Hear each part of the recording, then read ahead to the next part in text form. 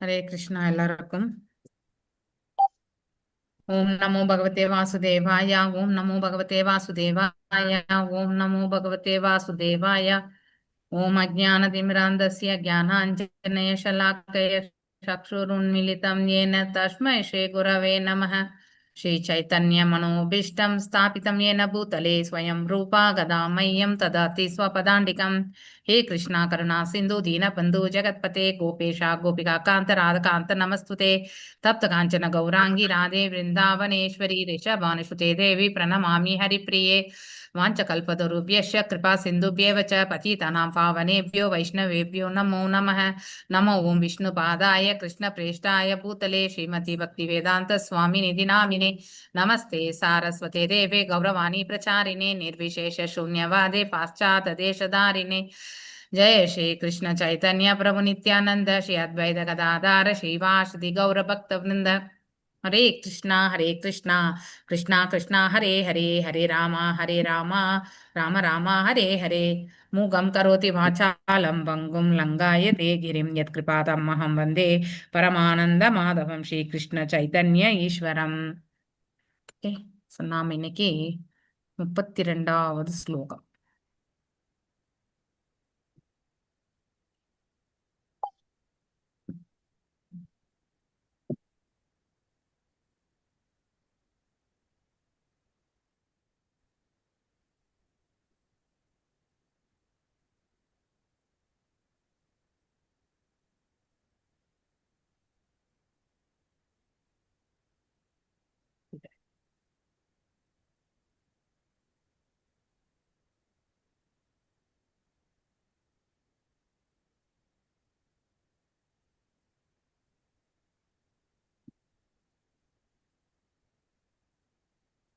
Screen தெரியறதா?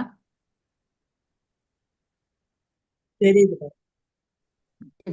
தெரியுது மாதாஜி. தெரியுது Mataji. Fine, fine.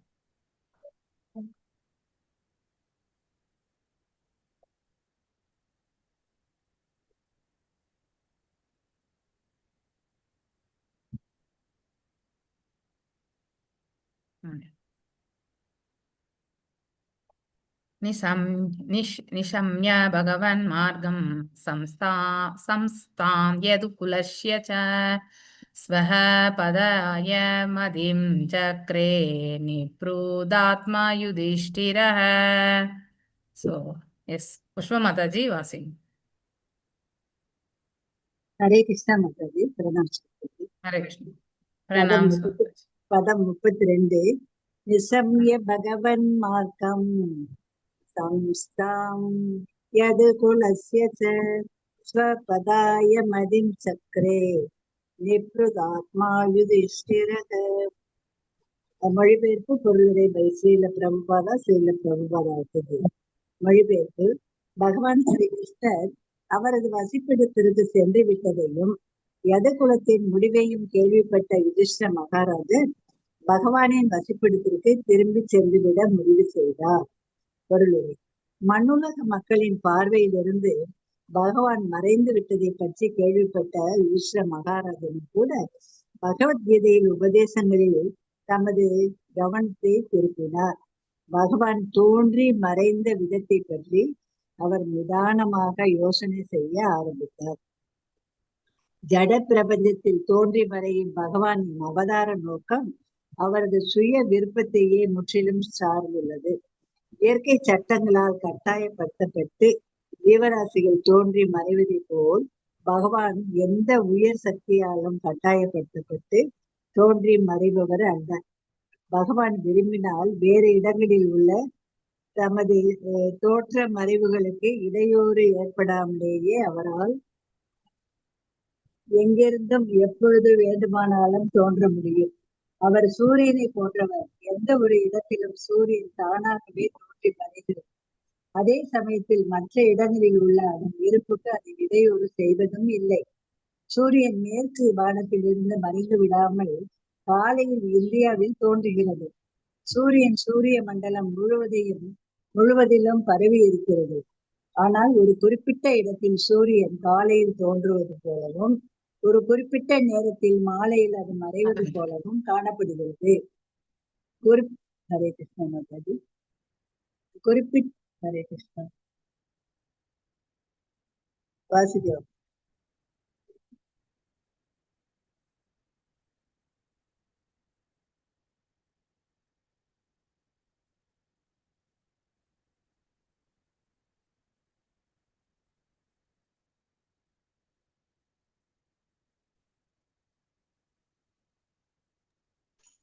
Pushpa Mataji கேட்கல. மாதாஜி நான் வாசிக்கல மாதாஜி, இது ஸ்கிரீன்ல போடல. வாசிக்கவா? மாதாஜி இல்லாத மாதிரி தெரியுது. நான் வாசிக்கல மாதாஜி. வாசிக்கவா? கிருஷ்ணா மாதாஜி சாரி, அது நெட்டு போய் வந்துருச்சு, அதனால ஒரு நிமிஷம் ஓகே இருங்க, மாதாஜி. ஒரு நிமிஷம் இருங்க, ஸ்கிரீன் ஷேர் பண்றேன். எஸ், வாசிங்க மாதாஜி. ஹரே கிருஷ்ணா மாதாஜி. ஹரே கிருஷ்ணா. நேரத்தில் சூரியன் தோன்றி மறைவது கூட தானாகவே நடக்கிறது. எனவே அச்சூரியனையே படைத்து அதை ஆளும் பரமபுருஷரை பற்றி சொல்வது. ஆகவே பகவான் அவரது நினைத்தற்கரிய சக்தியினால் தோன்றவும் மறையவும் செய்தார். அவரது உன்னதமான இந்த தோற்ற மறைவுகளை உள்ளபடி அறிவது பிறவி சட்டங்களிலிருந்து விடுபட்டு வைகுண்ட லோகங்கள் உள்ள நிச்சயமான ஆன்மீக ஆகாயத்தை அடைகிறார் என்று பகவத்கீதை குறிப்பிடுகிறது. இத்தகைய முக்தி பெற்ற ஆத்மாக்களால் அங்கு பிறப்பு, இறப்பு, முதுமை மற்றும் நோய் ஆகிய துன்பங்கள் இல்லாமல் நிச்சயமாக வாழ முடியும். எனவே ஆன்மீக வானில் பகவானும் அவரது உன்னத அன்பு தொண்டில் நிச்சயமாக ஈடுபட்டு இருப்பவர்களும் என்றும் இளமையுடனேயே வாழ்கின்றனர். அங்கு இறப்பு இல்லாததால் பிறப்பும் இல்லை.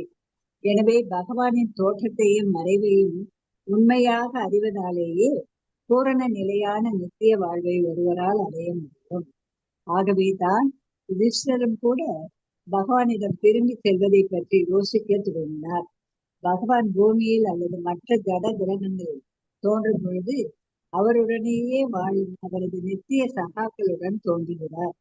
எனவே பகவானின் லீலைகளை நினைவுபடுத்துவதில் ஈடுபட்டிருந்த யதுகுல அங்கத்தினர்கள் அல்லது நித்திய சகாக்களை தவிர வேறு யாரும் இல்லை. அதுபோலவே தான் யுதிஷ்ட மகாராஜன், அவரது சகோதரர்கள் மற்றும் அவரது நித்திய சகாக்களின் தோற்றமும் நித்திய சகாக்களாகவே இருந்தனர். பகவான் மற்றும் அவரது நித்திய சகாக்களின் தோற்றமும் மறைவும் தெய்வீகமானவை என்பதால் அவற்றின் புற அம்சங்களினால் ஒருவர் குழம்பி விடக்கூடாது. ஹரே கிருஷ்ணா மாதாஜி. ஹரே கிருஷ்ணா. ஹிருதாபி அனுஸ்ருத்ய தனஞ்சயோதிதம் நாசம் யதூனாம் பகவத்கதிம் ச தாம் ஏகாந்த பக்தயா பகவதி அதோக்ஷஜே நிவேஷிதாத்மோபரராம சம்ஸ்ருதே. எஸ், பத்மா மாதாஜி மொழிபெயர்ப்பிலிருந்து வாசிங்கோ. ஹரே கிருஷ்ணா. ஹரே கிருஷ்ண மாதாஜி. ஹரே கிருஷ்ணா. பதம் 33 மொழிபெயர்ப்பு. எது வம்சத்தின் முடிவை பற்றியும் பகவான் ஸ்ரீ கிருஷ்ணரின் மறைவை பற்றியும் அர்ஜுனன் கூற கேட்ட குந்தியும் பரமபுருஷரின் பக்தி தொண்டில் முழு கவனத்துடன் ஈடுபட்டு பௌதீக வாழ்வின் சுழற்சியில் இருந்து விடுபட்டாள். பொருளுரை. சூரியனின் மறைவு அதன் முடிவை குறிப்பதாகும். நம் பார்வையிலிருந்து அது மறைந்துள்ளது என்பதையே அது குறிக்கிறது. அதே போலவே ஒரு குறிப்பிட்ட கிரகத்தில் அல்லது பிரபஞ்சத்தில் பகவானின் அவதார நோக்கம் முடிவடைகிறது என்பது அவர் நம் பார்வையிலிருந்து மறைந்து விடுகிறார் என்பதையே குறிக்கிறது. அவ்வாறே எது வம்சத்தின் முடிவும் அது அழிந்து விட்டதை குறிப்பது ஆகாது. பகவானுடன் அதுவும் நம் பார்வையிலிருந்து மறைந்து போகிறது. யுதிஷ்ட மகாராஜன் பரமபதத்தை அடைய முடிவு செய்ததைப் போலவே குந்தியும் முடிவு செய்து பகவானின் உன்னதமான பக்தி தொண்டில் தன்னை முழுமையாக ஈடுபடுத்தி கொண்டாள். இத்தகைய பக்தி தற்போதைய ஜட உடலை விட்ட பின் பரமபதத்தை அடைய உத்தரவாதம் அளிக்கிறது. பகவானிடம் பக்தி செய்ய ஆரம்பிப்பது தற்போது உள்ள உடலை ஆன்மீக மயமாக்குவதற்கான ஆரம்பமாகும். இவ்வாறாக தூய பக்தர் ஒருவர் தற்போதைய உடலுடன் கொண்டுள்ள எல்லா பௌதீக தொடர்புகளையும் இழந்து விடுகிறார். பகவானின் ஆன்மீக உலகம் நாசிகர்கள் அல்லது அறியாதவர்கள் நினைப்பதைப் போல் வெறும் கட்டுக்கதை அல்ல.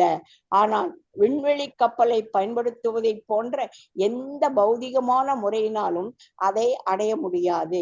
ஆனால் இப்போதுள்ள உடலை விட்ட பின் அங்கு ஒருவரால் செல்ல முடியும். இதற்கு ஒருவர் பக்தி தொண்டை பயிலுவதன் மூலமாக தன்னை தயார் செய்து கொள்ள வேண்டும். பரமபதம் அடைய இது ஒருவருக்கு உறுதியளிக்கும். இம்முறையைத்தான் குந்தி பின்பற்றினாள். ஹரே கிருஷ்ண மாதாஜி. தேங்க்யூ மாதாஜி. இப்போ இந்த 2 ஸ்லோகத்துல நம்ம என்ன படிக்கிறோம்னா,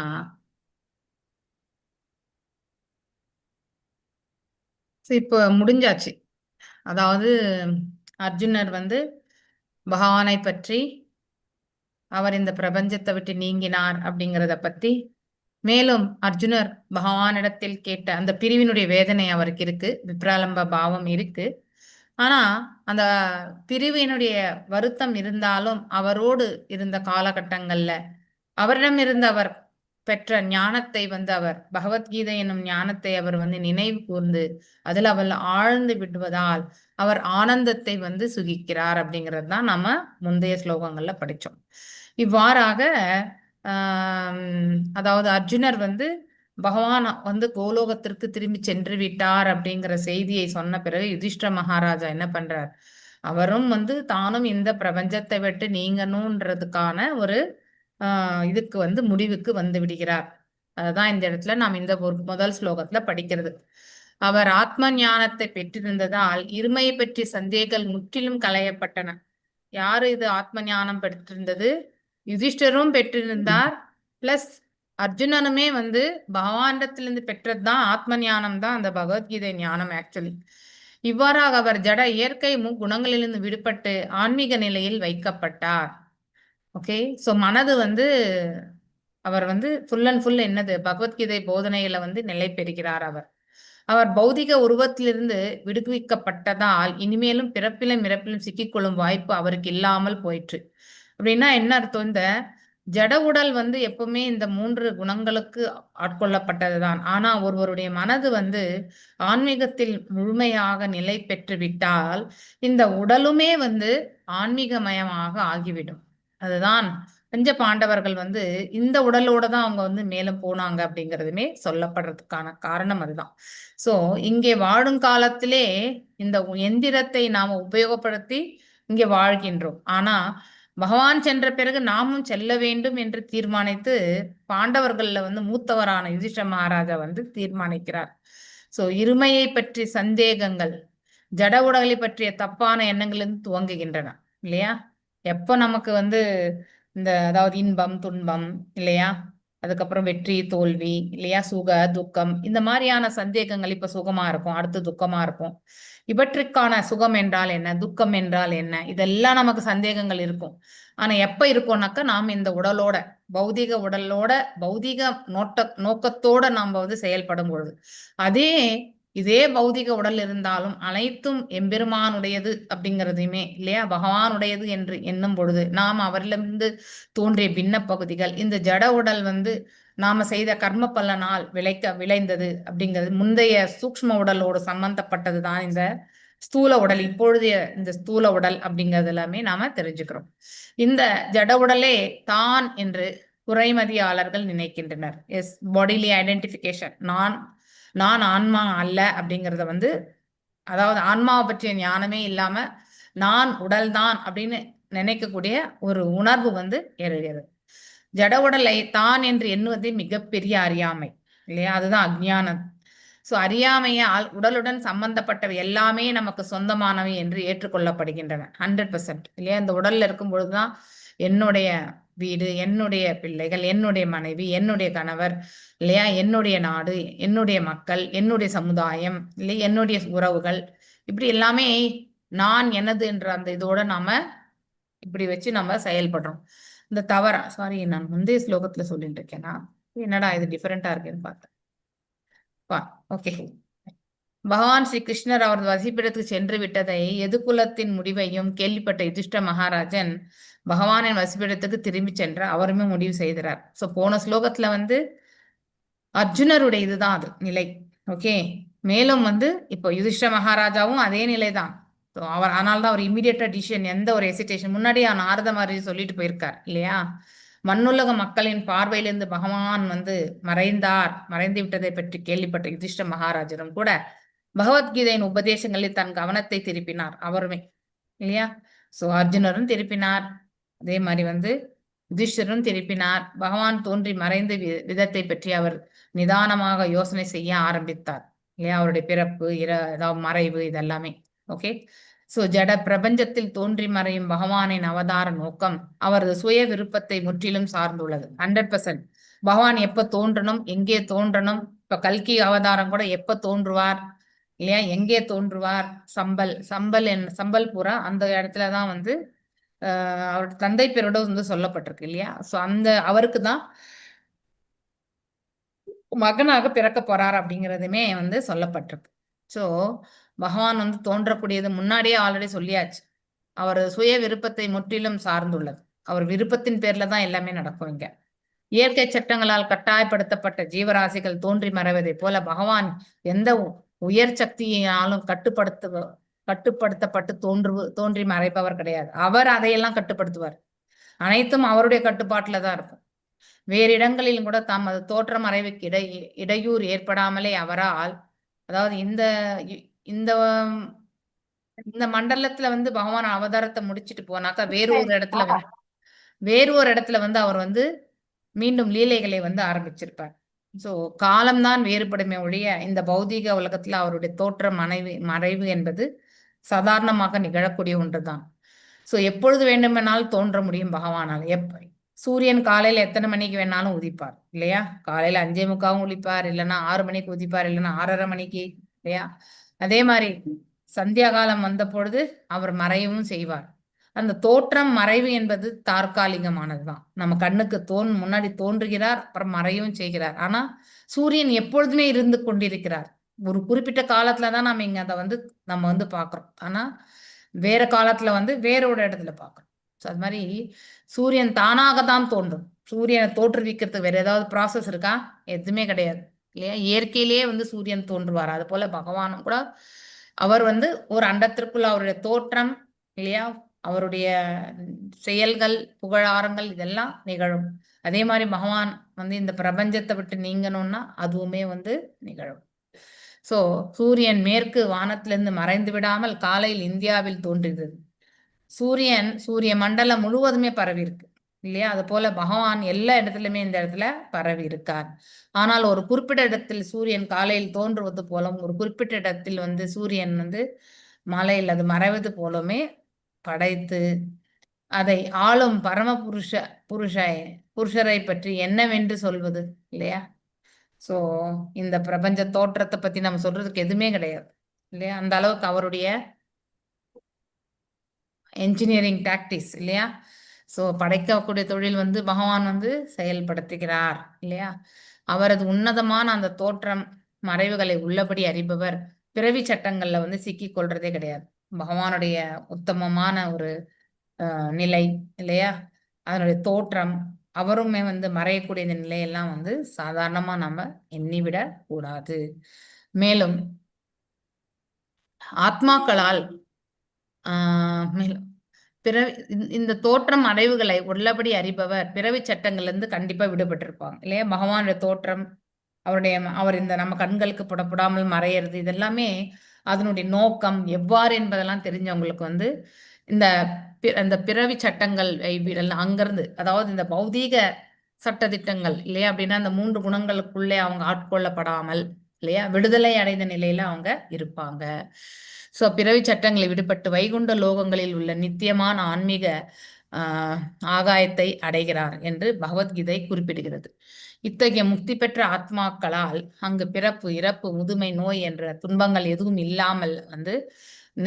இல்லாமல் நித்தியமாக வாழ முடியும். எனவே ஆன்மீக வானில் பகவானும் அவரது உன்னத அன்பு தொண்டில் நித்தியமாக ஈடுபட்டுள்ளவர்கள் என்று இளமையுடன் வாழ்கின்றனர். இங்கே அங்கே இறப்பு என்பதில்லை, பிறப்பு என்பதில்லை. எனவே பகவானின் தோற்றத்தை மறைவையும் உண்மையாக அறிவதாலேயே பூரண நிலையான நித்திய வாழ்வை ஒருவரால் அடைய முடியும். அப்படின்னா நம்ம திரிபாத இடத்துக்கு போகும்பொழுது அது நித்தியமான வாழ்க்கை இல்லையா?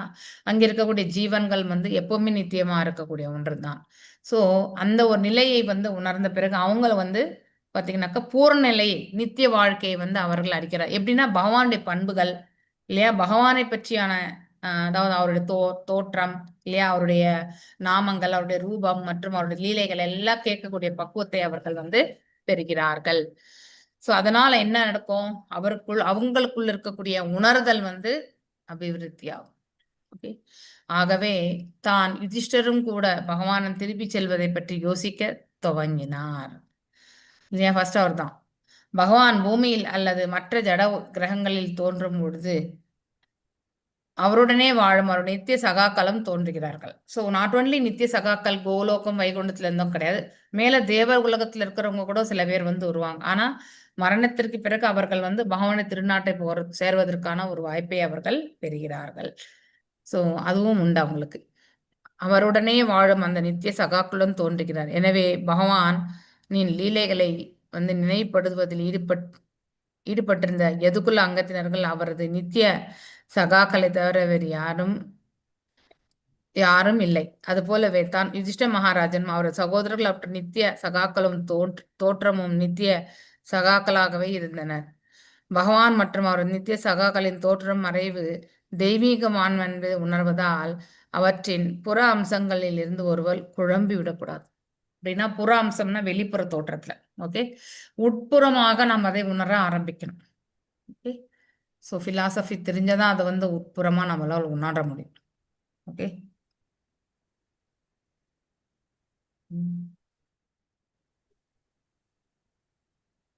நெக்ஸ்ட் ஸ்லோகம். ஏதாவது டவுட் இருக்கா இந்த ஸ்லோகத்துல? இப்போ யுதிஷ்ட மகாராஜ் முடிவு எடுத்தாச்சு. இப்போ நெக்ஸ்ட் குந்தி தேயார், அவங்களுமே காட்டுக்குள்ள போய் தவம் இருந்துதான் அவங்க she will leave the body. Okay, already திருதராஷ்டிரம் அடுத்து காந்தாரியும் இந்த பிரபஞ்சத்தை விட்டு நீங்கிட்டாங்க. இப்ப இவங்களுமே அந்த இடத்துல போயிட்டு காட்டுல அங்கேயே அவங்களுமே தன்னை தன்னுடைய அவங்களும் வைகுண்ட லோகத்துக்கு போறதுக்கான மார்க்கத்தை தேடிக்கிறாங்க. எது வம்சத்தின் முடிவை பற்றியும் பகவான் ஸ்ரீ கிருஷ்ணரின் மறைவை பற்றியும் அர்ஜுனன் கூற கேட்ட குந்தியும் பரமபுருஷன் பக்தி தொண்டில் தன் முழு கவனத்துடன் ஈடுபட்டு பௌதிக வாழ்க்கையின் சுழற்சியில் இருந்து விடுபட்டாள். ஸோ ஈவன் குந்தி ஆல்சோ அவங்களுமே வெளியேறணும்னு நினைச்சிடுறாங்க. சூரியன் மறைவு அதன் முடிவை குறிப்பதாகும் இல்லையா? இப்ப மறைஞ்சிட்டாருன்னா இன்னைக்கான பொழுது கண்டிப்பா முடிஞ்சிடுச்சு.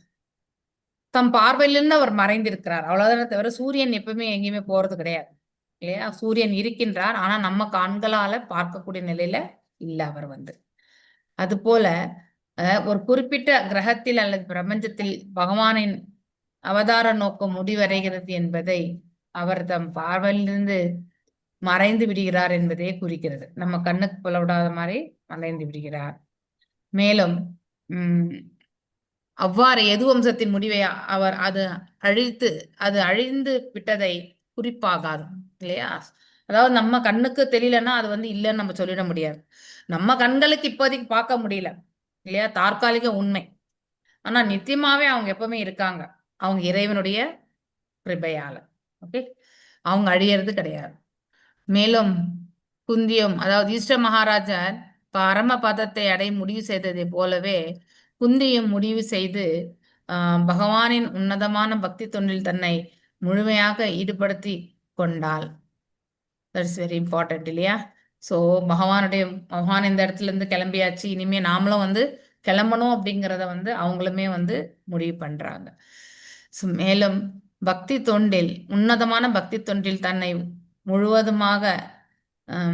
முழுமையாக ஈடுபடுத்தி கொண்டாள். ஸோ 100% டிவோஷனல் சர்வீஸ்ல இருந்துடுறாங்க. இத்தகைய பக்தி தற்போது ஜட விடலை விட்ட பின் பரமபதத்தை அடையும் கூடிய உத்தரவாதம் கிடைக்கும். எஸ், பிரபுபாத நமக்கு பேக்டோர் என்ட்ரி சொல்லியிருக்கார். 16 மாலை அந்த 4 ரெகுலேஷன்ஸ் ஃபாலோ பண்ணா ஸோ அந்த பேக்டோர் என்ட்ரி கண்டிப்பா கிடைக்கும். மேலும் தற்போதைய உடலை விட்ட பின் பரமபதத்தை அடைய உத்தரவாதம் அளிக்கிறது. எஸ். ஸோ பகவானிடம் பக்தி செய்ய ஆரம்பிப்பது தற்போதுள்ள உடலை ஆன்மீக மயமாக்குவதற்கான ஆரம்பமாகும். மேலும் இவ்வாறு தூய பக்தர் ஒருவர் தற்பொழுது உடலில் கொண்டுள்ள எல்லா பௌதிக தொடர்புகளையும் இழந்து விடுகிறார். ஸோ அப்படின்னா அவங்களுடைய புலன்கள், மனசு இதெல்லாமே பௌதிக தளத்திலிருந்து செயல்படாது, ஆன்மீக தளத்திலிருந்து செயல்பட ஆரம்பிக்கும்.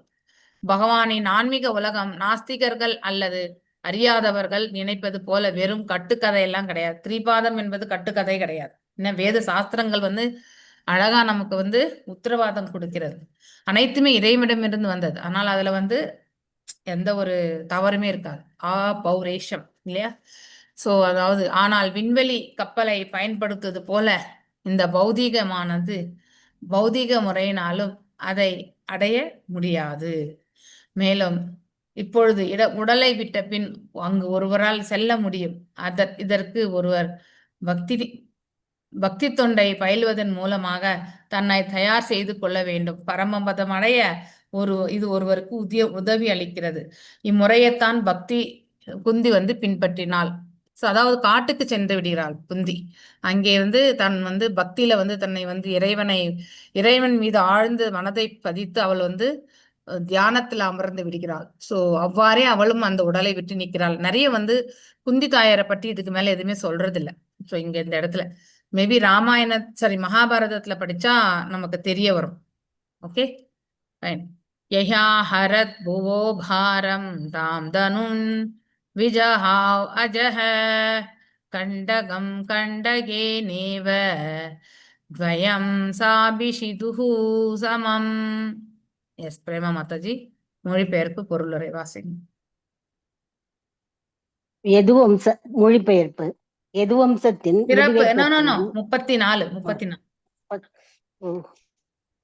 34 மாதாஜி. 4 தான் படிச்சேன். சரி சரி 35. சரி. பிரபு மொழிபெயர்ப்பு. பிறப்பற்றவரான பகவான் ஸ்ரீ கிருஷ்ணர் எதுவம்சத்தினரை தங்களது உடல்களை கைவிடச் செய்து பூமியின் பாரத்தை குறைத்தார். இச்செயல் முள்ளை முள்ளால் எடுப்பதை போன்றதாகும்.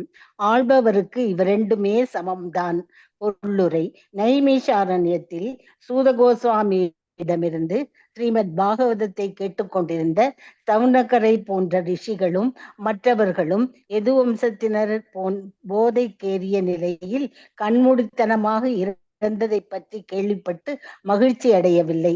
ஏன் என்று ஸ்ரீல விஸ்வநாத தாக்கூரார் கருத்துரைக்கிறார். இந்த மன கஷ்டத்திலிருந்து அவர்களை சூத கோஸ்வாமி விடுவிக்க விரும்பினார்.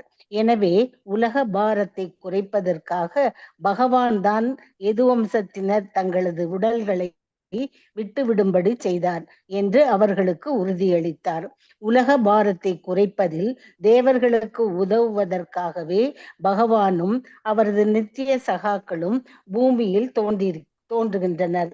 எனவே பகவான் சில அந்தரங்கமான தேவர்களை அழைத்து தமது அவதார நோக்கத்தை நிறைவேற்ற உதவுவதற்கு எதுவம்சத்தில் தோன்றும்படி உத்தரவிட்டார். பகவானின் நோக்கம் நிறைவேறியதும் அவரது விருப்பப்படி தங்களுக்கிடையில் சண்டையிட்டு கொண்ட தேவர்கள் தங்களது ஜட உடல்களை கைவிட்டனர். தேவர்கள் சோமரசம் என்ற பானத்தை அருந்தி பழக்கப்பட்டவர்கள். எனவே போதை தரும் மதுபானங்களை அருந்துவது அவர்கள் அறியாத ஒன்றல்ல. போதை தரும் பானங்களை உட்கொண்டதால் சில சமயங்களில் அவர்கள் தொல்லைகளில் அகப்பட்டு கொண்டனர். ஒருமுறை மதுமயக்கத்தால் இருந்ததால் குபேரன் மகன்கள் நாரதரின் கோபத்திற்கு இலக்காயினர். ஆனால் பகவான் ஸ்ரீ கிருஷ்ணரின் கருணையால் தங்களது சுயரூபங்களை அவர்கள் திரும்ப பெற்றனர். 10வது காண்டத்தில் இக்கதையை நாம் காணலாம். பரமபுருஷருக்கு அசுரர்கள் தேவர்கள் ஆகிய இருவருமே சமம்தான். ஆனால் தேவர்கள் பகவானுக்கு கீழ்ப்படிந்து நடக்கின்றனர் என்றாலும் அசுரர்கள் கீழ்ப்படிவதில்லை. எனவே ஒரு முள்ளை கொண்டு மற்றொரு முள்ளை பிடுங்கும் உதாரணம் மிகவும் பொருத்தமானதாகும். அத்தொல்லை தரும் முள்ளை பிடுங்கும் மற்றொரு முள் பகவானுக்கு தொண்டு செய்கிறது என்பதில் சந்தேகமில்லை. ஆகவே ஒவ்வொரு ஜீவராசியும் பகவானின் ஒரு பின்ன பகுதியே என்ற போதிலும் பகவானுக்கு ஒரு முள்ளை போல தொல்லை தருபவன் அசுரன் என்று அழைக்கப்படுகிறான். ஆனால் தன்னிச்சையாக பகவானுக்கு தொண்டு செய்பவன் தேவதா அல்லது தேவன் என்று அழைக்கப்படுகிறான். ஜடவுடல் தேவர்களும் அசுரர்களும் எப்பொழுதும் போட்டி பொறாமையில் ஈடுபட்டு வருகின்றனர். தேவர்கள் எப்பொழுதும் அசுரர்களிடமிருந்து பகவானால் காப்பாற்றப்படுகின்றனர். ஆனால் இருவருமே பகவானின் கட்டுப்பாட்டில்தான் உள்ளனர். உலகம் இருவகை ஜீவராசிகளால் நிறைந்துள்ளது. தேவர்களை காத்து அசுரர்களை அழிப்பதே எப்பொழுதும் பகவானின் அவதார நோக்கமாக உள்ளது. ஹரே கிருஷ்ண மாதாஜி. ஹரே கிருஷ்ணா. பரித்ராணாய சாதுனாம் விநாசாய சதுஷ்கிருதாம் தர்ம சம்ஸ்தாபனாய சம்பவாமி யுகே யுகே. இல்லையா? அதாவது அதர்மத்தை அழித்து தர்மத்தை ஸ்தாபித்து பக்தர்களை ரட்சிக்கிறது தான் பகவானுடைய தலையாய கடமை அப்படிங்கிறத வந்து இந்த ஸ்லோகத்தின் மூலியமா சொல்றாரு. பிறப்பற்றவரான பகவான் ஸ்ரீ கிருஷ்ணர் இல்லையா, எது வம்சத்தினை தங்களது உடல்களை கைவிடச் செய்து பூமியின் பாரத்தை குறைத்தார். ஏன்னா அவங்க ஒருத்தவங்க தான் பேலன்ஸ் இருந்தாங்க. மகாபாரத போர்ல எல்லா வம்சத்தவர்களுமே இறந்தாங்க இல்லையா. எது வம்சர் மட்டும் என்ன விதி விலக்கு இல்லையா. ஸோ அவங்களுமே காந்தாரியுடைய சாபத்திற்கு ஆட்கொள்ளப்படுகிறார்கள். நைமிஷாரண்யத்தில் சூத கோஸ்வாமியிலிருந்து ஸ்ரீமத் பாகவதத்தை கேட்டுக்கொண்ட சவுனக்கர் போன்ற ரிஷிகளும் மற்றவர்களும் எது வம்சத்தினர் போதையேறிய நிலையில் கண்மூடித்தனமாக இருந்ததை பற்றி கேள்விப்பட்டு மகிழ்ச்சி அடையவில்லை. இல்லையா? அவங்க எல்லாருமே பகவானுடைய நித்திய சகாக்கள் அவர் இல்லையா. அவங்கெல்லாம் கூட இந்த பிரபஞ்சத்தை விட்டு நீங்கினா அப்புறம் நம்மளுக்கு வழி நடத்துபவர் யார் இல்லையா. ஸோ அவங்க வந்து அதை வந்து விரும்பல. எது வம்சத்தினர் போதை ஏறிய நிலையில் கண்மூடித்தனமாக இறந்ததை பற்றி கண்மூடித்தனமாக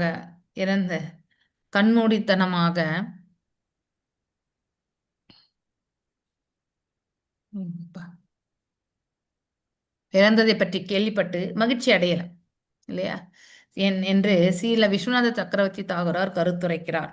இது வந்து அந்த ஆச்சாரியாவுடைய கருத்து. ஆக்சுவலி உண்மையிலே வந்து யாருமே வந்து அதாவது பக்தர்களுடைய தோற்றத்தினால ஆனந்தம் கொண்டாலும் அவர்கள் இந்த பிரபஞ்சத்தை விட்டு நீங்கன்னா அது யாருமே ஆனந்தமா கொள்வது கிடையாது இல்லையா. ஸோ அந்த கோபியர்கள் எல்லாரும் கூட வந்து எது வம்சத்தினர் எல்லாருமே வந்து ஒருத்தர் அடிச்சுண்டு மரணிக்க வேண்டியது வந்து பிராமணர்களுடைய சாபம். ஓகே, அதன் பிரகாரம் நடக்கும். இந்த மன கஷ்டத்திலிருந்து அவர்களை சூத கோஸ்வாமி விடுவிக்க. ஸோ இது வந்து not only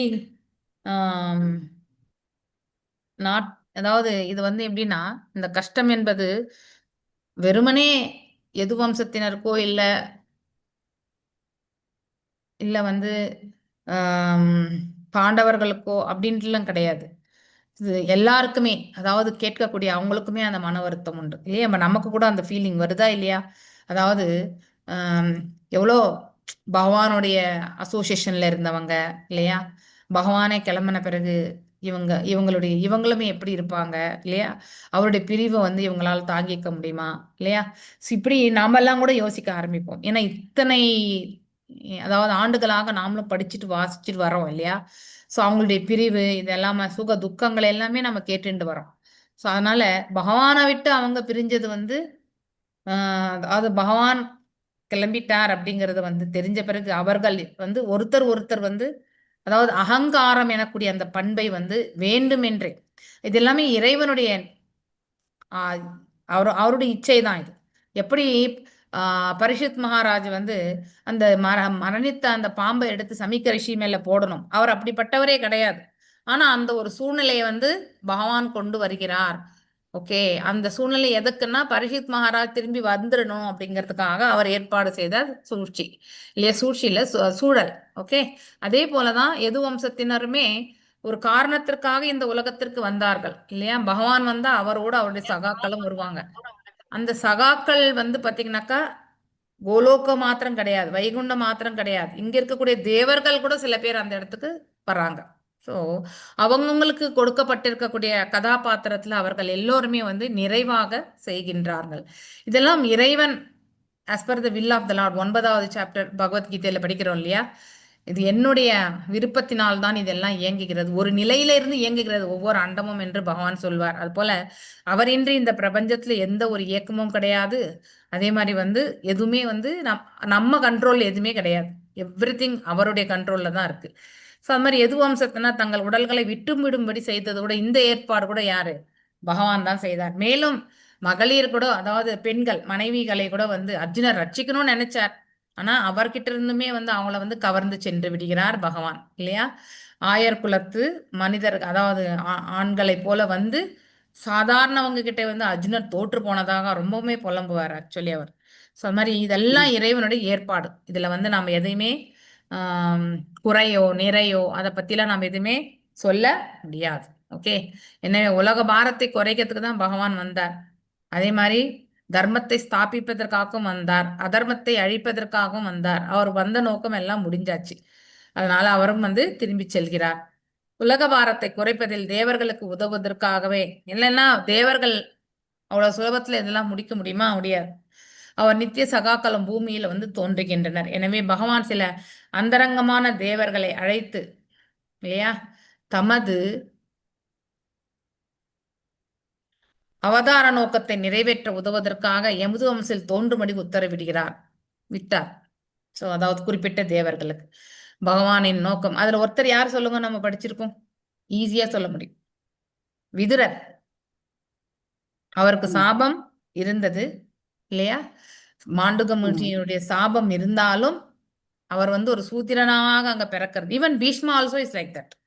okay, Bhishma also அவருமே வந்து ஒரு 8 வருஷக்கல்ல ஒரு இது. மேலும் வந்து மகாஜனத்துல அவரும் ஒருத்தர். ஆனாலுமே அவருமே வந்து தோற்றிருக்கிறார் இல்லையா? இதெல்லாமே வந்து பகவான் அவங்களுக்கு கொடுத்திருக்கக்கூடிய ஸ்பெஷல் மர்சி இல்லையா?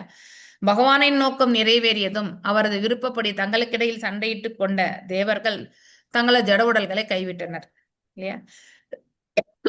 ஈவன் எது வம்சத்துல கூட சில பேர் வந்து அவ்வாறுதான்.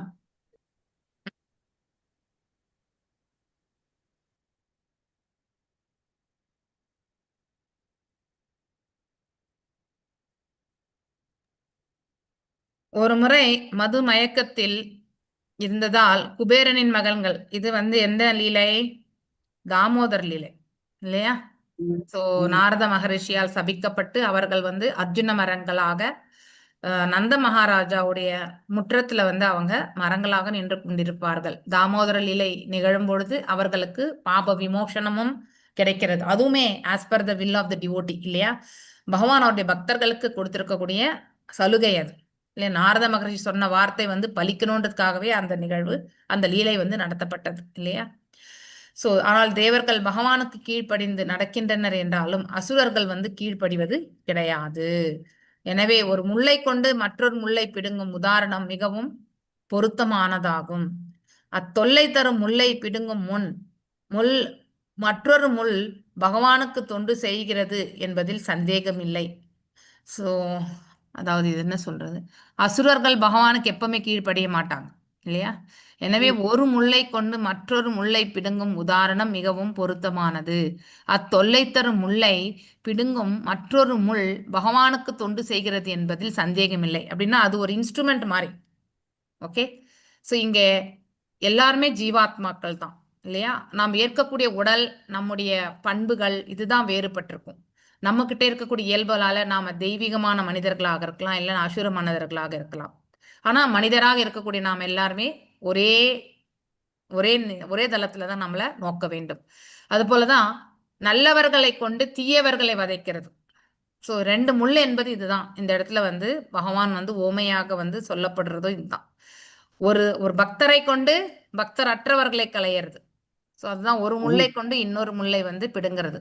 அதனால அந்த பிடுங்கக்கூடிய முள்ளுக்கு வந்து எந்த ஒரு முள் பகவானுக்கு தொண்டு செய்கிறது என்பதில் சந்தேகம் இல்லை. அது ஆகவே ஒவ்வொரு ஜீவராசியும் பகவானின் ஒரு பின்ன பகுதி என்ற போதிலும் இதை வந்து நீ ஜீவன் என்னக்கூடிய அந்த தளத்துல இருந்து நோக்க வேண்டுமே ஒழிய அந்த ஜீவன் வந்து பெற்றிருக்கக்கூடிய குணாதிசயத்தின் அடிப்படையில வந்து நாம நோக்க கூடாது. ஓகே, ஸோ குணாதிசயம் என்பது அவர்கள் எந்த குணத்தோடு அவர்கள் வந்து ஐக்கியமா இருக்காங்களோ அதை கொண்டுதான். சத்வத்துல இருக்காங்களா, சுத்த சத்வத்துல இருக்காங்களா, இல்ல ரஜோல இருக்காங்களா, இல்ல தமஸ்ல இருக்காங்களா. ஸோ தமஸ்ல இருக்கிறவங்க வந்து அசுரர்களாக இருப்பாங்க. சரிங்களா? ஸோ பகவானுக்கு ஒரு முல்லை போல் தொல்லை தருபவன் அசுரன் என்றும் அழைக்கப்படுகிறான். ஆனால் தன்னிச்சையாக பகவானுக்கு தொண்டு செய்பவன் தேவன் என்று அழைக்கப்படுகிறான். ஜட உலகில் தேவர்களும் அசுரர்களும் எப்பொழுதும் போட்டி பொறாமையில் ஈடுபட்டு வருகின்றனர் இல்லையா? சத்தியுகத்துல பாத்தீங்கன்னா ஒரு அண்டத்துல இருந்து இன்னொரு அண்டம் தனித்தனியா இருந்தாங்க இல்லையா? அதுக்கப்புறம் வந்து ஒரே அண்டத்திற்குள்ள இல்லையா டிஃப்ரெண்ட் பிளானட்டரி சிஸ்டம்ல இருந்தவங்க ஒரு பிளானட்டரி சிஸ்டம்க்கு வந்தாங்க. அதுக்கப்புறம் ஒரே ஒரு பிளானட்டரி சிஸ்டம் இப்போ பரத கண்டத்துல அதுக்குள்ளேயே வந்து தேவர்கள் அசுரர்கள் துவாபர யுகத்திலயும் இருந்தாங்க இல்லையா? கலியுகத்துல வந்து நமக்குள்ளேயே இருக்காங்க அந்த அசுரர்கள். ஓகே, ஸோ நம்ம அசுரர்களை எங்க வெளியில தேட வேண்டாம். நம்முடைய காமம், குரோதம், லோபம், மோகம், மதம், மக்ஷரம் இந்த ரூபத்துல வந்து நமக்குள்ளேயே நம்ம ஹிருதயத்துல இருக்காங்க இந்த 6 விதமான அசுரர்கள். ஓகே, ஸோ இவங்களால நமக்கு என்றைக்குமே நன்மை கிடையாது. மேலும் தேவர்கள் எப்பொழுதும் அசுரர்களிடம் பகவானால் காப்பாற்றப்படுகின்றனர். ஸோ அப்படிப்பட்ட இதுல இருந்து நம்ம வந்து ரட்சிக்கப்படணும்.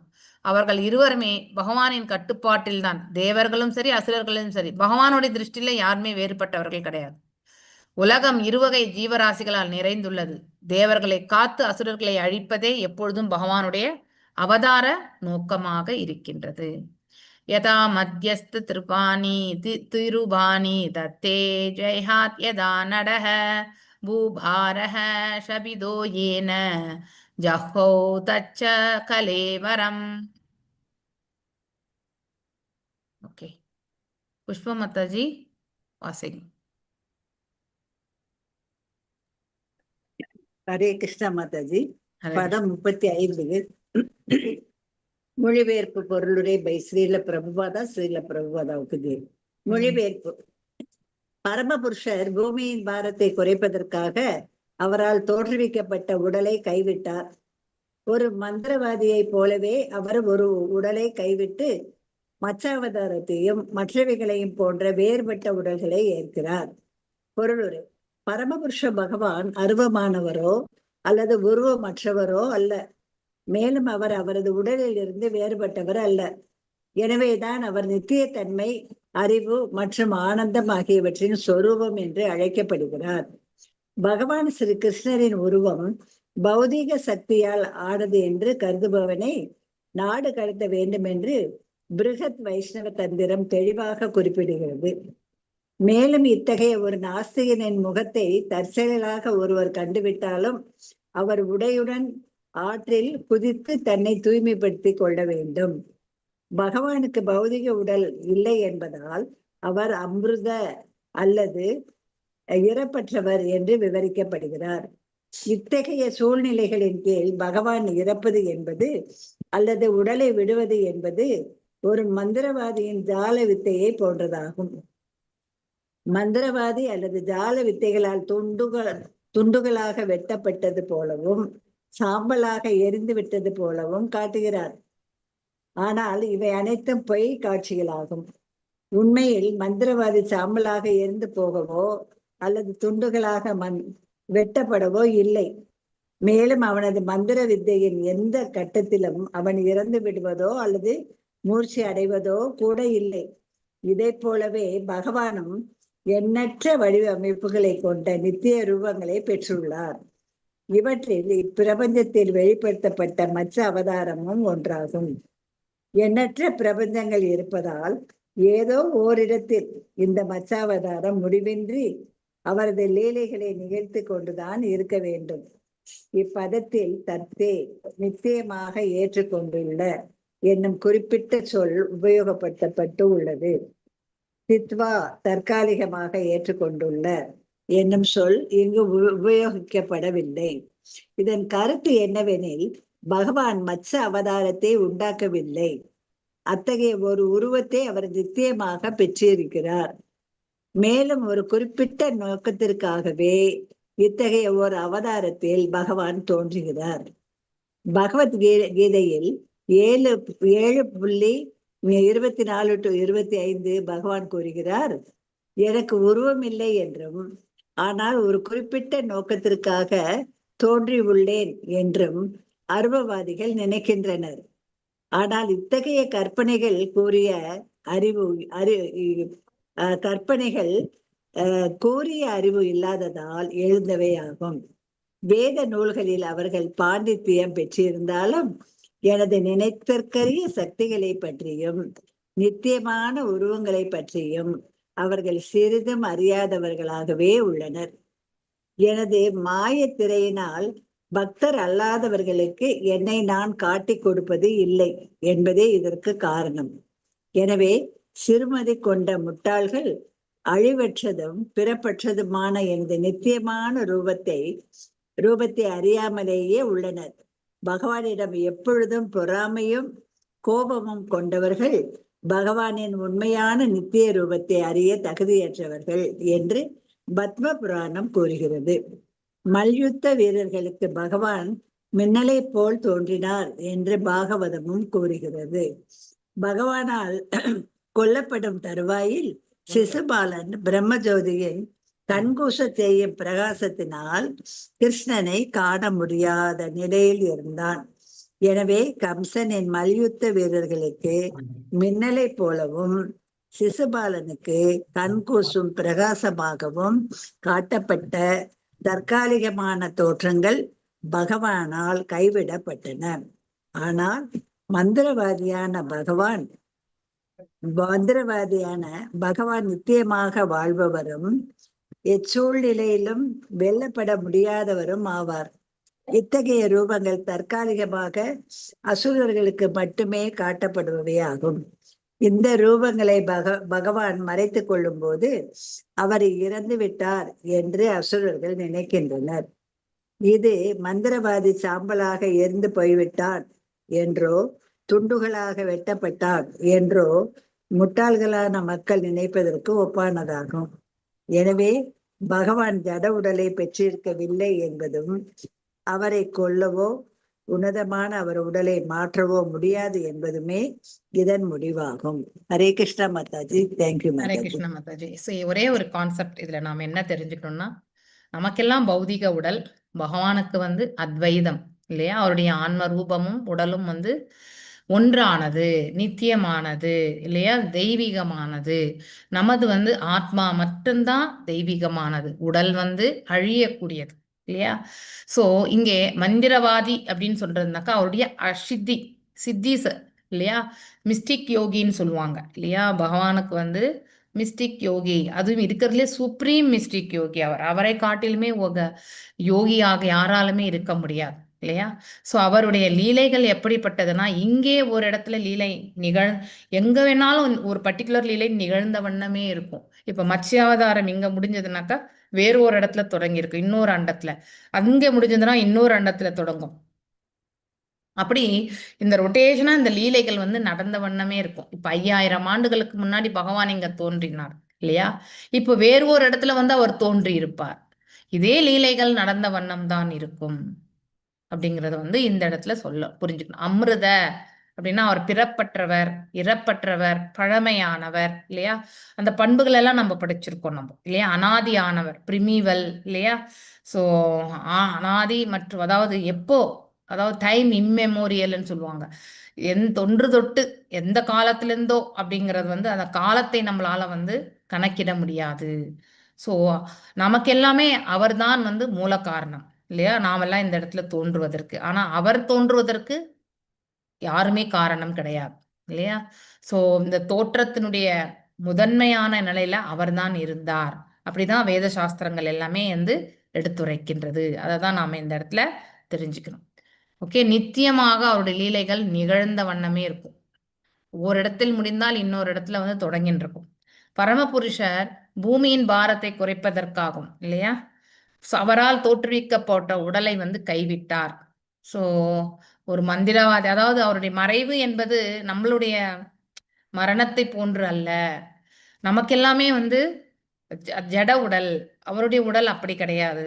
ஆனா நம்ம கண்களுக்கு இந்த மாயையினால அது போல நிகழ்ந்த வண்ணம் நமக்கு தோன்றுமே ஒழிய, ஆனா அவர் அப்படி கிடையாது அப்படிங்கிறதையுமே நாம இந்த ஸ்லோகத்திலிருந்து நாம் நன்னா தெரிஞ்சுக்கணும் இல்லையா? ஸோ அவர் உடலை விட்டு மச்சாவதாரத்தை மற்றவர்களையும் போன்ற வேறுபட்ட உடல்களை ஏற்கிறார் அப்படின்றது வந்து சொல்றது காரணம் என்னன்னா, இந்த இடத்துல அனைத்து அவதாரங்களுமே அவரிடத்திலிருந்து தான் தோன்றுகிறது. ஆனா ஒரு குறிப்பிட்ட அவதாரம் என்பது அவரால் ஏற்றப்படுகிறது. ஓகே, நாமெல்லாம் இந்த மாதிரி பிறவி எடுக்கணும், இப்ப இந்த உடலை கொண்டு நாம பிறக்கணும்ன்றது வந்து இறைவனுடைய நியதி இல்லையா? அவர் நமக்கு கொடுத்த ஒரு வாழ்க்கை இது. ஸோ ஆனா அடுத்தது என்ன பிறவி, எப்படிப்பட்ட உடல் நமக்கு கிடைக்கும்ன்றதும் நமக்கு தெரியாது. ஆனா பகவான் அப்படி கிடையாது. அவருக்குள்ளேயே எண்ணிலடங்காத விரிவங்கங்களை கொண்டவர். ஸோ இந்த ஸ்லோகம் கூட ரொம்ப அழகான ஸ்லோகம் தான்.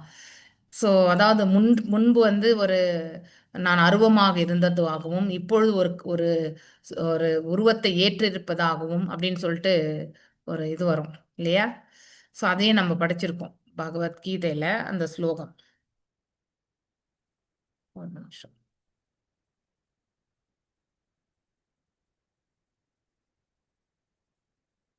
வேதா பேஸ்ல போடா, தமிழ்ல ரொம்ப அழகா இருக்கும் அது. 7.24.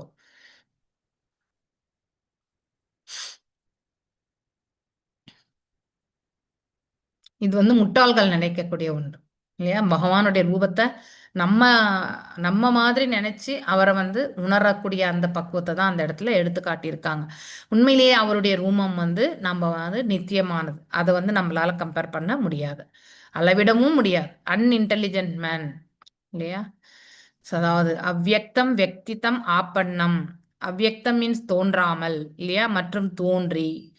மன்யதே மாம் ஆபுத்தயா, புத்தயா இல்லையா, ஆபுத்தயா. ஸோ பரம்பாவம் அஜானந்தோ மமையா அவ்யம் அனுத்தமம். ஸோ அன்இன்டெலிஜென்ட் பர்சன், அதாவது புத்தியில் தாழ்ந்தவர்கள் அப்படின்னா பௌதிகத்துல மட்டுமே நம்பக்கூடிய அத்தகைய ஒரு மனப்பக்குவத்தை கொண்டவர்கள் என்னை முழுமையாக அறிய முடியாது இல்லையா? அவர்கள் என்ன நினைக்கிறார்கள்னாக்கா, பகவான் வந்து ஒரு அருவத்தன்மையாக இருந்ததாகவும் இப்பொழுது அவர் ஒரு ரூபத்தை ஏற்றுக்கொண்டு வந்திருப்பதாகவும் அவர்கள் எண்ணுகிறார்கள். இது எல்லாமே வந்து அவர்களுக்கு இருக்கக்கூடிய சிற்றறிவினால் அவர்கள் என்னுடைய இந்த மிகப்பெரிய இயற்கையை வந்து அவங்களால புரிந்து கொள்ள முடியாது. மேலும் அது எப்பவுமே பரமமானது, மேலும் அழிவற்றது அப்படிங்கிறதுமே வந்து ரொம்ப அழகா சொல்லப்பட்டிருக்கு. இந்த போப்பட்டுமே படிச்சாலே ரொம்ப, அதாவது அருவவாதிகளை வந்து நிறையவே கண்டம் பண்ணியிருப்பார். ஓகே, பிரபுபாதர் வந்து பகவானுக்கு ஆற்றல் மாத்திரம் கிடையாது, ஆற்றலை கொண்ட ஆற்றலை உடையவர் என்றும் நம்ம தெரிஞ்சுக்கணும். ஓகே, மேலும் இன்னொன்னோட பார்த்தீங்கன்னா, I am never manifest to the foolish and unintelligent. அதாவது நான் வந்து முட்டாளுக்கும் புத்தி புத்தி இல்லாதவங்களுக்குமே நான் தோன்றுவது கிடையாது. அப்படின்னா அஜ்ஞானத்தில் முழுமையாக லயித்திருப்பவர்கள், பௌதிகத்தில் முழுமையாக லயித்திருப்பவர்கள், அவங்களுக்கு வந்து பகவான் தோன்றுவதே கிடையாது. ஏன்னா அவங்களுடைய ப்ரையாரிட்டைசேஷனே வேற இல்லையா? ஸோ இப்போ எனக்கு என்ன ப்ரையாரிட்டியோ அதை வச்சு தான் நான் என்னுடைய இன்டெலிஜென்ஸ் லெவல், என்னுடைய நோக்கம், என்னுடைய செயல்படும் விதம் இதெல்லாமே வந்து அமையப்பெறும். ஒரு பௌதிகவாதி வெறுமனே பௌதிகத்தை மட்டுமே வந்து மேன்மையாக கருதினான் என்றால் அவனுக்கு ஆன்மீகத்தினுடைய மகத்துவம் என்பது எப்பொழுதுமே உணரக்கூடிய பக்குவம் அவங்களுக்கு வராது. ஸோ நாம் எதன் மீது நாம் வந்து மனசை லயிக்கின்றோமோ அதை வந்து உணர்வதற்கான அனுமதி வந்து பகவான் கண்டிப்பா கொடுப்பார். இப்ப எனக்கு என்ன பிடிச்சிருக்கோ அதை நான் கண்டிப்பா செய்யறேன் இல்லையா? ஆனா அது உண்மையிலே நான் செய்கின்றேனாக்கா என்னை செயல்பட வைக்கிறார் பகவான், அதுதான் உண்மை. ஆனா அந்த உந்துதல் என்பது நம்ம கிட்ட வரும்பொழுது, ஸோ அதன் மீது நம்ம ஸ்ட்ராங்கா வந்து இதை செய்தே ஆகணும்னு நினைக்கும் பொழுது பகவானும் அப்ரூவர் கொடுக்குறார் இல்லையா உள்ளுக்குள்ள இருந்து. அது போல நம்ம முட்டாளாக இருந்தாலோ இல்ல வந்து நம்முடைய செயல்படும் தன்மையில வந்து குறைவாக இருந்தாலோ ஆன்மீகத்தினுடைய மேன்மையான தன்மை நம்மளால உணரவே முடியாது. ஏன்னா நம்முடைய முயற்சி அந்த தரப்புல செல்லவே செல்லாது. ஏன்னா அவர்களுக்கு நான் யோகமாயையால் மறைக்கப்பட்டிருக்கின்றேன் இல்லையா? யோகமாயை, அதுக்கு மேல ஒரு மகாமாயை இல்லையா? பகவான் அதுக்குள்ளதான் இருக்கார். அதனால இந்த 2 லேயரை கடந்தாதான் அந்த ஜீவனால வந்து பகவானை வந்து தரிசனம் பெற முடியும். ஸோ மகாமாயை வந்து நம்ம எப்படி கவருவோம்? நம்ம வாழக்கூடிய இந்த வாழ்க்கை வந்து தற்காலிகம் என்று உணரும் பொழுது இல்லையா?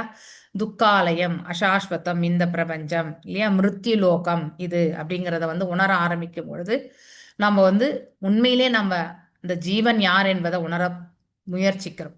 அவ்வாறு நாம் அந்த ஜீவனை வந்து உணர ஆரம்பிக்கும் பொழுது பகவானை பற்றி நம்ம தெரிஞ்சுக்கணும்னு அடுத்த லெவல் பக்தியில போகும் பொழுது ஆன்மீகத்துல வந்து நாம வந்து முன்னாடி போவோம். ஆனா அந்த ஆன்மீகத்திலே நாம எந்த லெவல்ல உணர்றோன்றது ரொம்ப முக்கியம் இல்லையா? இப்ப பகவானே வந்து 3 வெவ்வேறு நிலைகள்ல வந்து உணர்கிறார்கள் என்பதை வந்து சொல்லப்படுகிறது. அத்வைதிகள் எல்லாமே ஆற்றல் வடிவத்துல தான் உணர்றாங்க இல்லையா? அதே மாதிரி நம்ம வைஷ்ணவ கலாச்சாரத்துல வந்து துவைதம் அண்ட் விசிஷ்டாத்வைதத்துல நாம நோக்குகின்றோம் இல்லையா? சோ பகவான் ரூபம் கொண்டவர், பகவான் வந்து அவருடைய ஆற்றலை அவரே பெற்றிருக்கிறார் இல்லையா? ஆற்றலும் ஆற்றலை பெற்றவரும் என்ற நிலையில நாம பார்க்கிறோம். ஆனா அருவத்தன்மையில இருக்கிறவங்க வெறும் ஆற்றலை மட்டும்தான் பார்க்கறாங்க. சோ அதனால அப்படி இருக்கிறவங்களுக்கு குறைவாக பிரம்மன், பரமாத்மா அண்ட் பகவான் இந்த 3 நிலைகளை வந்து நாம மீண்டும் ரீகலெக்ட் பண்ணிக்கணும். சோ ஹையஸ்டா வந்து பகவானுடைய அதாவது அவருடைய பகவான் நிலையை பற்றி தான் நம்ம வந்து யோசிக்கிறோம்.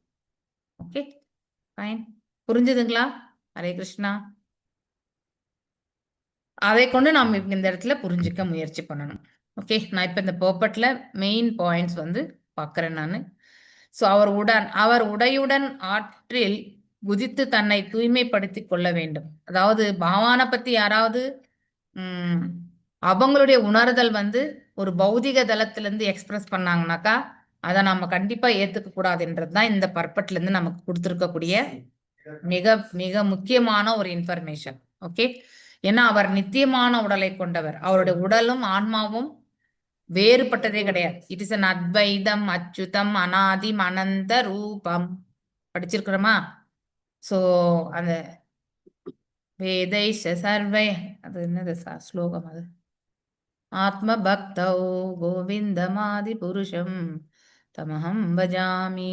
ஒரு நிமிஷம். அத்வைதம் அச்சுதம் அனாதிம் அனந்த ரூபம். பிரம்ம சமீதை மாதாஜி. ஆமா, பிரம்ம சமீதை.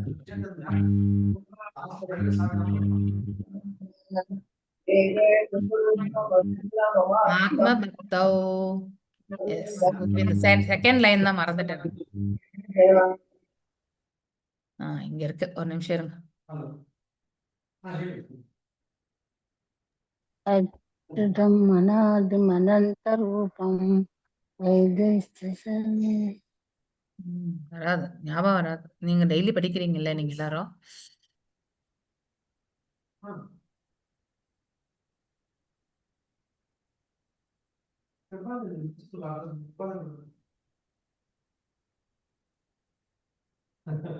ಅದು ಮೈಸೂರಲ್ಲಿ ಮಾತು ಯಾವಾಗಲೂ ಐಟಮ್ ಈಗಲೇ ಎಲ್ಲ ರೆಡಿ ಮಾಡ್ಕೊಳ್ಬೇಕು. ಅವ್ರು ಫೋನ್ ಮಾಡ್ತಾರೆ, ನಂಬರ್ ಕಳಿಸ್ ಅವಶ್ಯ, ನೀವು ಒಂದ್ಸಲ ಮಾತಾಡಿದ್ರು ಈ ತರ ಬೆಂಗಳೂರು ಅಕಾಲ ಹೇಳಕ್ ಕೂಡ ಸರ್ ಇದು ಐಟಮ್ ಮಾಡಿ ಎಷ್ಟು ಚೆಕ್ ಮಾಡಿ ಎಲ್ಲಿ ಸ್ಟಾರ್ಟಿಂಗ್ ಮಾಡಿದ್ರು. ಸೊ ನಾಳೆ ಬೆಳಗ್ಗೆ ಡಿಸೈಡ್ ಮಾಡ್ಬೇಕು. ಓಕೆ, ನಂಬರ್ ಕಳಿಸೋದ್ರೆ ಮಾತಾಡ್ತೀನಿ. ಚಿಂತಾಮಣಿ ಪ್ರಶ್ನ ಸ್ವಲ್ಪ ಪರೀಕ್ಷಾ அத்வைதம் அச்சுதம் அநாதிம் அனந்த ரூபம் ஆத்யம் புராணம் புருஷம் நவயவனம் ச வேதேஷு துர்லபம் அதுர்லபம் ஆத்ம பக்தௌ கோவிந்தமாதி புருஷம் தமஹம் பஜாமி. ஸோ இந்த மீனிங் வந்து நம்ம படிச்சோம்னா நமக்கு இருங்க தமிழ்லையா? சரி, வாசிங்க, டிரான்ஸ்லேஷன் மட்டும் வாசிங்க. பதவுரை மாதாஜி, ஒன்லி டிரான்ஸ்லேஷன். வேதங்களாலும் அடைய முடியாத ஆனால் ஆத்மார்த்த பக்தியினால் மட்டுமே அடையக்கூடிய அந்த உன்னத புருஷனை, புருஷோத்தமனை வணங்குகிறேன். அவர் ஈடு இணையற்றவர், அழிவற்றவர், ஆதி இல்லாதவர், முடிவற்ற வடிவம் கொண்டவர். அவரே முதலும் நிரந்தரமுமான புருஷன்.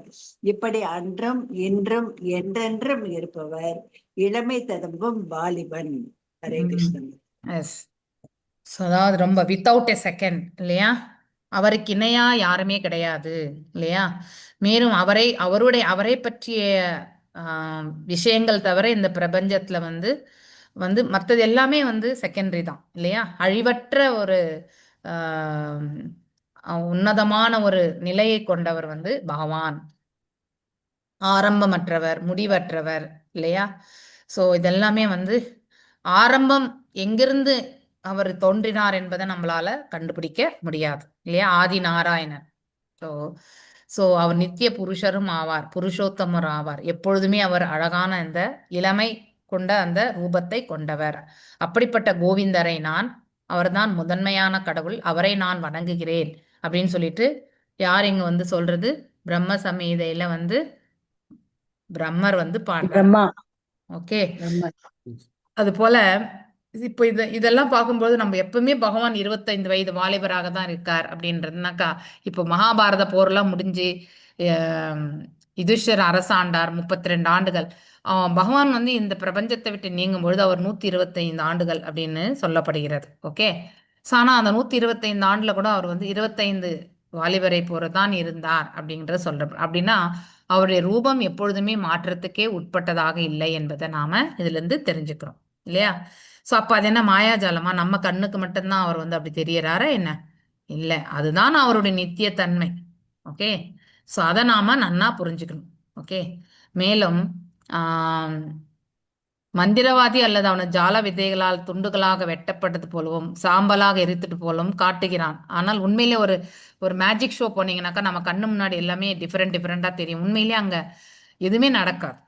எது எப்படி இருந்ததோ அப்படியே தான் இருக்கும். ஆனால் நம்ம கண்ணுக்கு மட்டும்தான் அந்த சூழல் எல்லாமே மாற்றம் போல தோன்றும். ஸோ அது போல வந்து பகவானுடைய செயல்கள் எல்லாமே நமக்கு வந்து மாயாஜாலமா தெரியும். ஆனா உண்மையிலே ஏன்னா மாயையே அவர் தான் கட்டுப்படுத்துறார். ஸோ அதை காட்டிலும் மிகப்பெரிய மாயாவி அவர் இல்லையா? ஸோ அதனால் அவரிடத்துல இருந்து நாம் எதையுமே, அதாவது அவரை காட்டிலும் மந்திர வித்தையை காட்டக்கூடிய ஒருத்தர் நபர் இந்த பிரபஞ்சத்துல கிடையாது.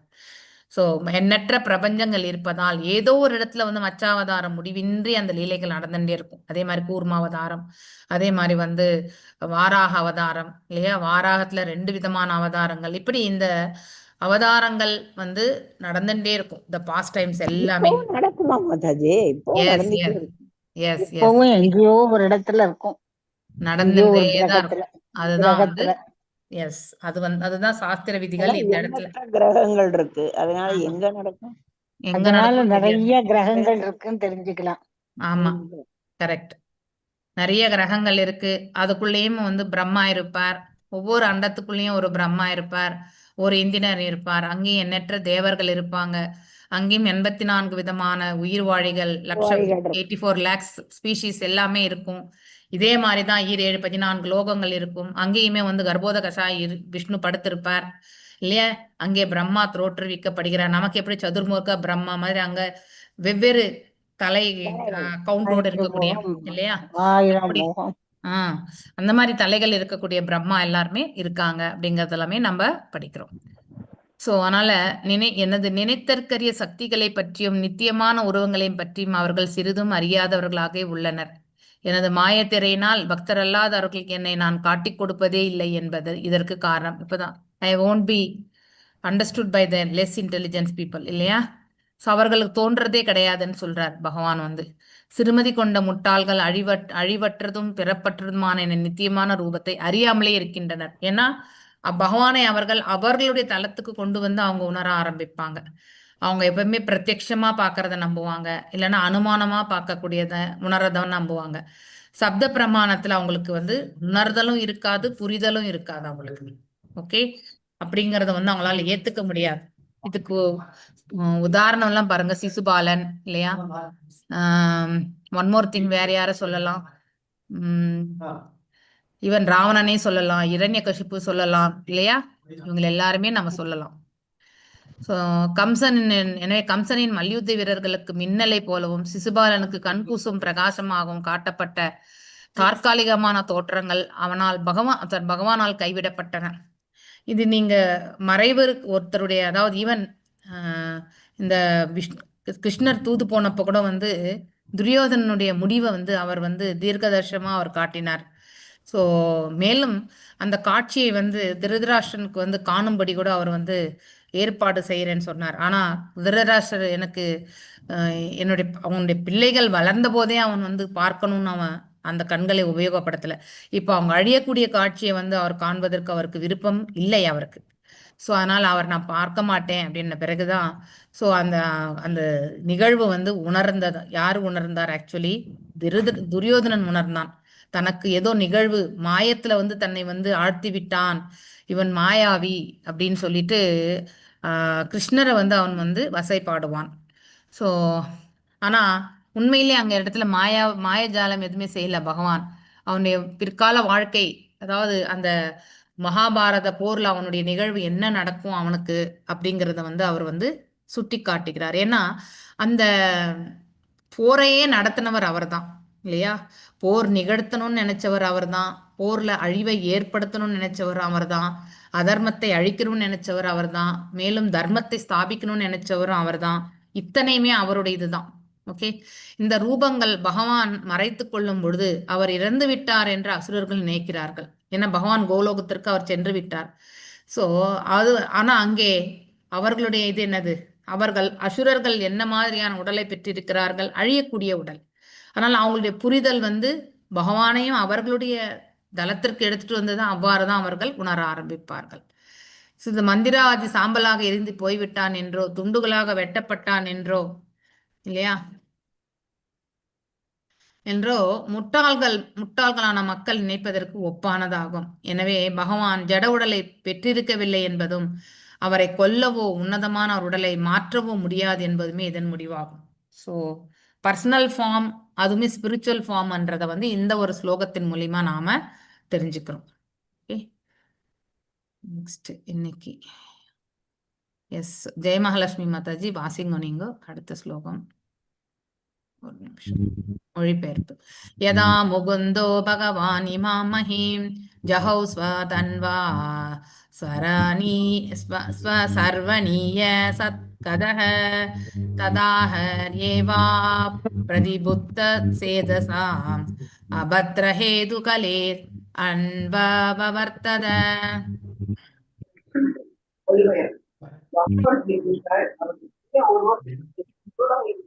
அதே நாளில் ஏற்கனவே ஒரு பகுதி மட்டும் தோன்றியதபடி அறிவு பற்றாக்குறையாக உள்ளவர்களுக்கு அமங்கலமான சோதனையை விளைவிப்பதற்காக முழுமையாக வெளிப்பட்டது.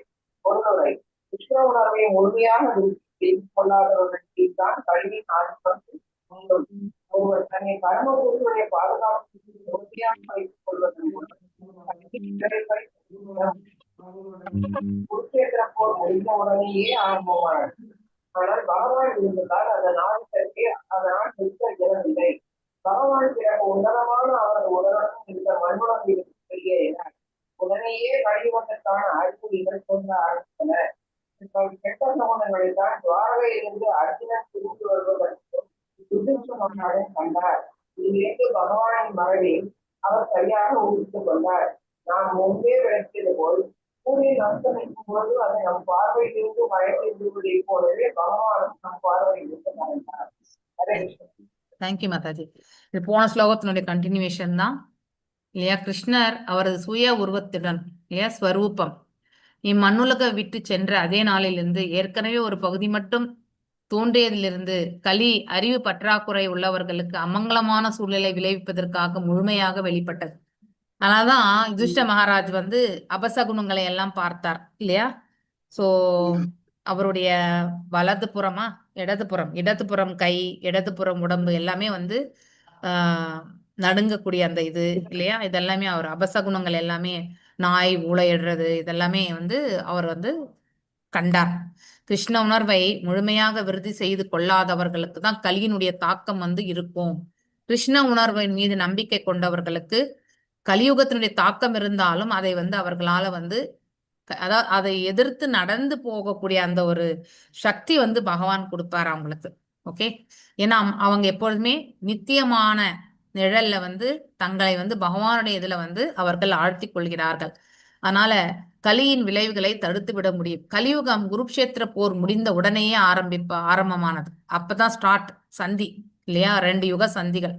ஆனால் பகவான் இருந்ததால் அதன் ஆதிக்கத்தை அதனால் செலுத்த இயலவில்லை. ஏன் பின்னர் யுதிஷ்ட மகாராஜனும் அரசாண்டார் இல்லையா? 32 ஆண்டுகள் வரைக்கும் எதுவுமே நடக்கல. அதன் பிறகு இந்த அபசகுணங்கள்லாம் கொஞ்சம் கொஞ்சமா வந்த பிறகு கூட பரிஷித் மகாராஜாவுமே வந்து கட்டுக்கோப்போட தான் ஆண்டார். ஆனா அவருடைய காலத்துக்கு பிறகு கொஞ்சம் கொஞ்சமா இந்த கலியினுடைய தாக்கம் வந்து அதிகரித்தது. சோ மேலும் பகவான் பிறகு உன்னதமான அவரது உடலுடன் இந்த மண்ணுலகத்தை விட்டு வெளியேறினார். அவர் அந்த உடலோட கிளம்பிட்டார். உடனே கலியுகத்திற்கான அறிகுறிகள் தோன்ற ஆரம்பித்தன. இந்த கெட்ட சகுனங்களைத்தான் துவாரகையிலிருந்து அர்ஜுனன் திரும்பி வருவதற்கு முன் யுதிஷ்ட மகாராஜா கண்டார். இதிலிருந்து பகவானின் மறைவையும் அவர் சரியாக ஊகித்துக் கொண்டார். நாம் முன்பே விளக்கியது போல சூரியன் அஸ்தமிக்கும் பொழுது நம் பார்வையிலிருந்து தான் சூரியன் மறைகின்றதை ஒழிய சூரியன் எதுவுமே ஆகிறது கிடையாது இல்லையா? அது போலதான் பகவானுமே நம்முடைய பார்வையிலிருந்து மறைந்தாரே ஒழிய பகவான் எப்பொழுதுமே இருக்கிறார் என்பதை நாம தெரிந்து கொள்ள வேண்டும். ஓகே, நான் இன்றைக்கு இதோட நிறுத்துறேன். ஏதாவது டவுட்ஸ் இருக்கா? ஹரே கிருஷ்ணா. ஸ்லோகம் கொஞ்சம் வருத்தமா இருக்கு மாதாஜி படிக்கிறதுக்கு. இது படிக்க இந்த டாபிக்கே கஷ்டமா ஏதோ இருக்கு. ஒரு மாதிரி இதா இருக்கு. எஸ், பகவான் மறைந்தார் இல்லையா, அதனால நமக்கு அது அப்படிதான் ஃபீலிங் இருக்கும். அந்த வார்த்தையே மறைந்தார் மறைந்தார், அந்த வார்த்தையை நமக்கு கேட்கவே பிடிக்கல. ஒண்ணும் பண்ண முடியாது. we have to hear also. Fine. வாஞ்சகல்பதருभ्यश्च कृपा सिन्धुभ्येव च पतितानां पावनेभ्यो वैष्णवेभ्यो नमो नमः. अनंत कोटि वैष्णव वृंद की जय. नामचर्य हरिदास ठाकुर की जय. हरे कृष्णा कृष्ण कृष्ण हरे हरे, हरे राम राम राम हरे हरे. हरे कृष्णा எல்லாருக்கும். हरे कृष्ण माता जी.